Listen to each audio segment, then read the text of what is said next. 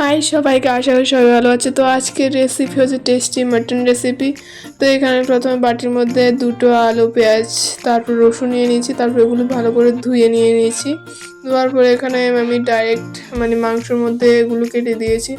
আবার এক্সট্রা করে আলাদা করে পেঁয়াজগুলো বাটির মধ্যে নিয়ে নিই। তো এখানে আমি পেঁয়াজগুলো 5-6 টুকরো করে কেটে নিলাম।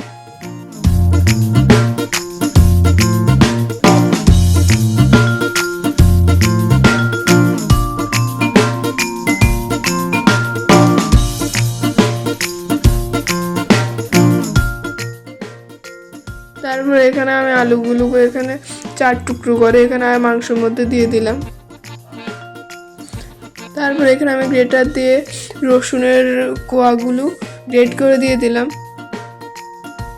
তো এখানে আদা আর কাঁচা লঙ্কা নিতে ভুলে গিয়েছিলাম, কিন্তু আমি পরে আদা আর কাঁচা লঙ্কা নিয়ে নিয়েছিলাম।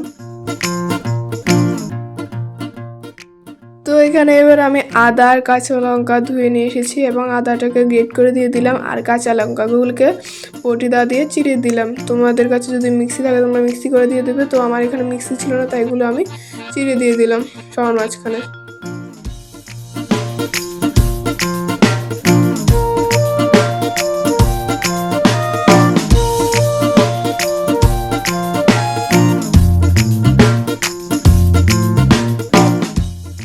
তো এখানে এবার আমি হলুদ গুঁড়ো, তারপর মরিচের গুঁড়ো, স্বাদ মতন লবণ আর একটু তেল দিয়ে দিলাম।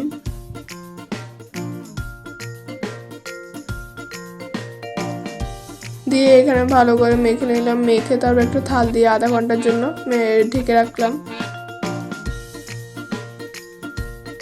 এখানে আমি গ্যাস জ্বালিয়ে কড়াইটা বসিয়ে দিলাম। তারপরে কড়াই গরম হওয়ার পরে এর মধ্যে আমি তেল দিয়ে দিলাম।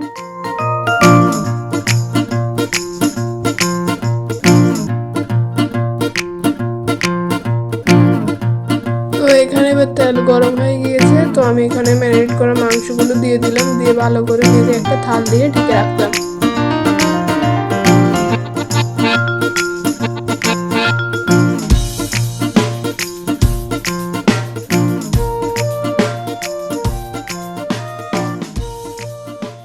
এখানে আমি 15 মিনিট পর থালটা উঠে নিলাম। দেখো, দেখতে কত টেস্টি লাগছিল।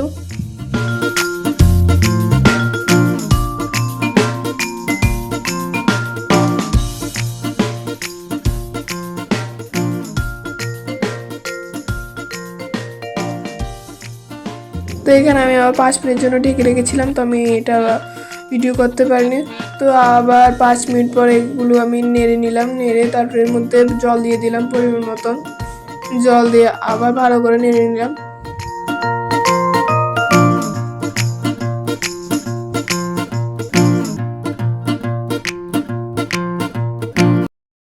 তারপর শুধু 2 মিনিটের জন্য আবার একটু ঢেকে রাখলাম। তারপর 2 মিনিট পর আবার ঢাকনাটা উঠিয়ে নিলাম।